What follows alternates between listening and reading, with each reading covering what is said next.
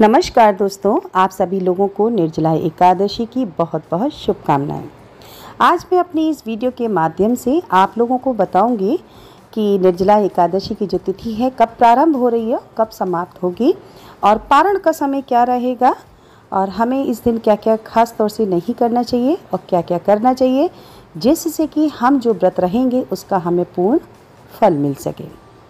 तो 11 जून की जो निर्जला एकादशी है वो देखिए 10 जून को ही सुबह प्रातः 7:25 से इसकी तिथि प्रारंभ हो जाएगी और एकादशी की जो तिथि है वो 11 जून 2022 को सुबह 5:45 पर विराम होगी। देखिए अब सुबह जो है 5:45 यानी कि 5:45 बजे एकादशी की तिथि 11 जून को समाप्त हो जाएगी, लेकिन हम उसके बावजूद भी निर्जला एकादशी का जो व्रत है वो हम 11 जून को ही करेंगे, क्योंकि शास्त्रों में उदयात की जो तिथि होती है यानी कि सूरज जब उदय होता है उसकी जो पहली किरण होती है तो कहते हैं कि उस टाइम जो तिथि होती है उसी को हम सनातन धर्मी मानते हैं, उस तिथि को मानते हैं। तो जिस टाइम सूरज उदय होगा 11 जून को तो उस टाइम एकादशी की तिथि होगी, इसलिए पूरे दिन एकादशी की तिथि ही मानी जाएगी। दूसरे ये भी कहा जाता है कि एकादशी के बाद जो द्वादशी लग जाती है यानी कि एकादशी भेदी द्वादशी तिथि होती है वो ज़्यादा महत्वपूर्ण होती है, वो ज़्यादा फल देने वाली भी होती है। अच्छा, 10 जून को यदि हम इस तिथि को मानते हैं तो दशमी है और उसके बाद जो एकादशी लगेगी तो वो बहुत ज़्यादा शुभ फलदायी नहीं होती है। एकादशी का तो व्रत है, कभी भी आप कर सकते हैं, लेकिन फल विशेष जो हमें प्राप्त होता है वो द्वादशी के साथ जो एकादशी होती है उसका ही होता है। तो मेरे अंदाज में अब आपको ये चीज़ बहुत क्लियर हो चुकी होगी। और सनातन धर्म में ये भी माना जाता है कि जो ब्रह्म मुहूर्त होता है यानी कि सूर्य उदय का समय वो ज़्यादातर 4:45 यानी कि 4:45 बजे के आसपास ही होता है, तो उसी समय से हमारा दिन शुरू होता है। तो ज़्यादातर लोग क्या करते हैं कि 12 बजे का रात का टाइम मानते हैं कि हमने 12 बजे तक पानी पी लिया, उसके बाद अब हमें पानी नहीं पीना है। तो ऐसा नहीं है। आपका जो 11 जून का व्रत है, आप एकादशी का जो निर्जला एकादशी का व्रत रखेंगे तो वो आप पहले 3:30 बजे से या 4 बजे के बीच में आप उस जल को ग्रहण कर सकते हैं। उस टाइम आप नींबू पानी भी पी सकते हैं और उसके बाद आपका जब सूरज उदय होगा तो वो आपकी एकादशी की व्रत वाली तिथि प्रारंभ हो जाएगी। और कई बार क्या होता है कि जैसे रात के 12 बजे के बाद से हम लोग सोचते हैं कि अब तो वही व्रत की तिथि ख़त्म हो गई, चाहे खाओ पियो, नहीं, ऐसा नहीं है। निर्जला एकादशी के व्रत में आपको पारण का जो समय होता है वो बहुत ज़्यादा ध्यान रखना पड़ता है और इसमें हरिवासर का समय भी हमें ध्यान देना पड़ता है। तो पारण का समय मैं आपको बता देती हूँ, वो है 12 जून को सुबह 5:45 से 8:10 तक। इसमें क्या करना है आपको, सबसे पहले आप शरबत, क्योंकि निर्जला एकादशी है बिना जल के आपको रहना है, तो आप इसमें शरबत बना लीजिए। मंदिर में या आपके आसपास कोई पंडित जी हों उनको पहले आपको पिला देना है, कुछ भी मीठा खिला करके शरबत को आप पिला दीजिए और उनको दक्षिणा दे दीजिए। घर आकर के तब आप नींबू पानी या शरबत ऐसा कुछ भी आप पी सकते हैं। उसके बाद द्वादशी के दिन व्रत का पारण करने के लिए आपको क्या करना है, खाना वाना बनवा करके, और उसमें तो थोड़ा टाइम लगेगा, खाना बना करके पंडित जी को आप खाना खिला दीजिए। उसी के बाद भोजन आप ग्रहण करेंगे। द्वादशी के भोजन में आपको सबसे पहले चावल ज़रूर अपने मुंह में डालने होते हैं, उसके बाद ही आप कोई और चीज़ खा सकते हैं। तो अब मैं आपको बता दूं कि एक बड़ी भारी प्रॉब्लम सबको ये होती है कि एकादशी का व्रत कौन कौन कर सकता है, कौन नहीं कर सकता है। तो देखिए, एकादशी का व्रत आप सभी कर सकते हैं, कोई भी व्यक्ति कर सकता है। बस देखना ये होता है हमें कि 8 वर्ष की जो आयु है वो उसके बाद ही कर सकते हैं, 8 वर्ष से पहले नहीं करना है। 8 वर्ष की आयु के बाद चाहे बेटी हो चाहे बेटा हो, आप उस व्रत को कर सकते हैं। व्रत को, निर्जला एकादशी का जो व्रत है उसका मतलब ये होता है कि आपको बिल्कुल भी जल का ग्रहण नहीं करना है, किसी भी फॉर्म में नहीं करना है कि आपने चाय बना ली, कॉफ़ी बना ली कि हम पानी तो नहीं पी रहे हैं, चाय कॉफ़ी तो पी रहे हैं, शरबत बना लिया, नहीं, जल तो जल है, आपको कुछ भी ग्रहण नहीं करना है। उसके बाद यदि आप ऐसा है कि आप मतलब बिना जल के नहीं रह सकते हैं, कोई भी परेशानी है, बीमारी है, तो आप व्रत तो रहिए। और सुबह जब आप प्रातःकाल उठते हैं तो उसी समय आपको संकल्प ले लेना है कि हे प्रभु, मैं बिना जल के नहीं रह सकती हूँ, तो आप हमें व्रत रहने की शक्ति दीजिए और हम शरबत पी सकते हैं, पानी पी करके हम आपके इस व्रत को पूर्ण करेंगे। यदि उसके बाद आप जल के बिना मतलब आप बिना कुछ खाए भी नहीं रह सकते हैं, तो आप फल खा करके रह सकते हैं व्रत को। तो आप संकल्प लेते समय ये बोल सकते हैं, जो भी आपको जिस तरह से व्रत रहना है वो आपको प्रातः संकल्प लेके बोलना है। संकल्प में आपको क्या करना है कि सुबह हाथ में गंगा जल, नहाने के बाद, स्नान करने के बाद गंगा जल हाथ में लेंगे आप और उसमें पुष्प रखेंगे, थोड़ा सा तिल, इसमें हमें चावल का बिल्कुल भी इस्तेमाल नहीं करना है, तिल रख सकते हैं। तिल रखने के बाद क्या करना है, आपको भगवान का ध्यान करना है और उसके बाद संकल्प लेना है कि आप जैसे फल खा के रहना चाहते हैं, फल खा के रह सकते हैं। यदि वो भी नहीं कर सकते हैं तो आप आलू वगैरह जो होते हैं सेंधे नमक का, वो आप खा के रह सकते हैं। उसमें क्या है कि आपको भगवान का मतलब व्रत जरूर करना है एकादशी का, जहाँ तक हो सके दोस्तों। व्रत तो आप सभी को रहना चाहिए, चाहे तो आप उसको नमक, सेंधा नमक जो इस्तेमाल करके किसी भी तरह से आप उसको खा करके रह सकते हैं। अब देखिए, मैं ये बताऊंगी आपको कि आपको एकादशी के दिन जब आप व्रत रखते हैं तो आपको क्या क्या नहीं करना चाहिए, वो आप ध्यान रखिए। सबसे पहली बात तो उस दिन हमें चावल नहीं खाना चाहिए और एकादशी के दिन चावल का सेवन करने से व्रत का पूर्ण लाभ नहीं मिलता है। कहा जाता है कि चावल एकादशी के दिन ऋषि मेधा के अंश से उत्पन्न हुआ था, इसीलिए इस दिन चावल नहीं खाए जाते हैं। वहीं वैज्ञानिक कारण ये भी है कि चावल शरीर में पानी की मात्रा को बढ़ाता है, जिससे मन की चंचलता बढ़ती है और व्यक्ति का मन आराधना में नहीं लग पाता है, इसलिए चावल का प्रयोग वर्जित है। दूसरी क्या है कि एकादशी के दिन किसी भी व्यक्ति की आप बुराई, चुगली या बुरे विचारों को मन में लाने से क्या होता है कि कर्म, हमारे पुण्य कर्म जो होते हैं वो क्षीण होते हैं, इसलिए इस दिन चुगली और बुराई या निंदा ना करें। तीसरा क्या है कि तुलसी के पत्ते हमें नहीं तोड़ने चाहिए। विष्णु भगवान को तुलसी अति प्रिय हैं, इसलिए उन्हें चढ़ाने के लिए एक दिन पहले ही तुलसी के पत्ते आप तोड़ कर रख लीजिए। ना ही तुलसी के गमले में जल चढ़ाया जाता है आज के दिन, क्योंकि ऐसी मान्यता है कि तुलसी भी एकादशी का व्रत रखती हैं। फोर्थ क्या है कि तामसिक भोजन से हमें बचना चाहिए।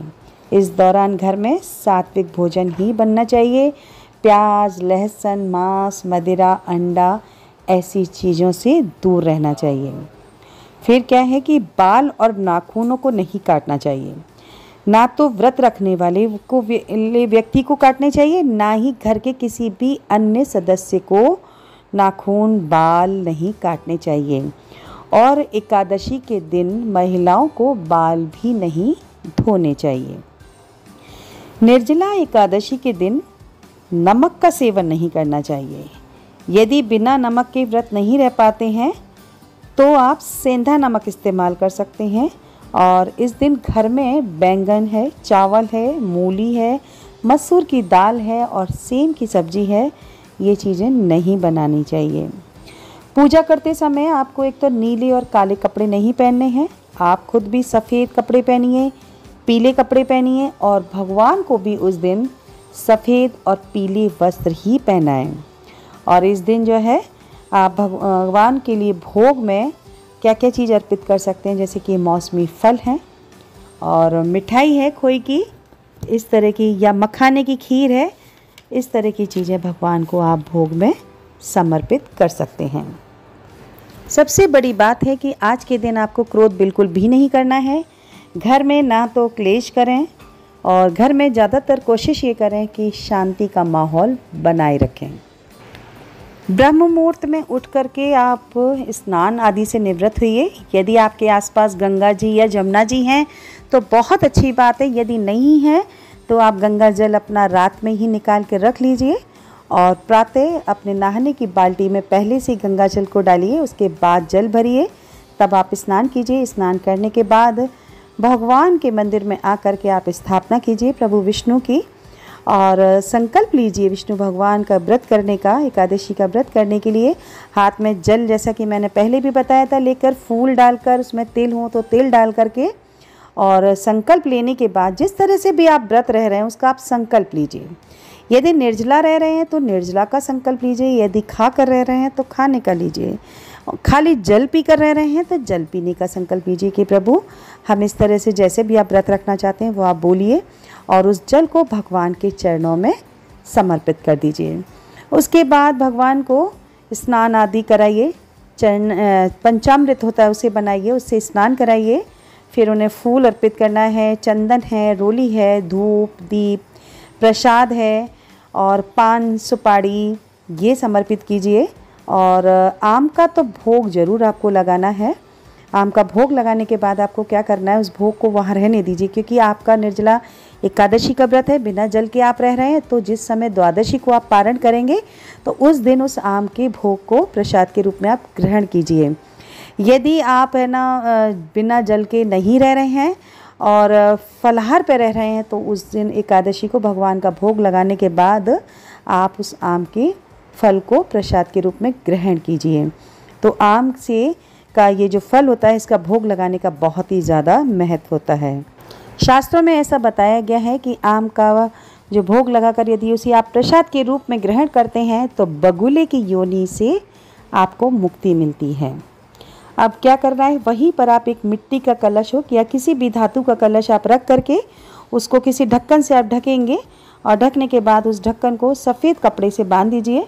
उसके ऊपर आपको चीनी और जो भी दक्षिणा रखनी है वो रख करके संकल्प लेके या तो उसी दिन या नहीं तो आप दूसरे दिन भी जब व्रत का पारण कर सकते हैं तो किसी ब्राह्मण को मंदिर में जाकर दान स्वरूप आप उसको जरूर दीजिए।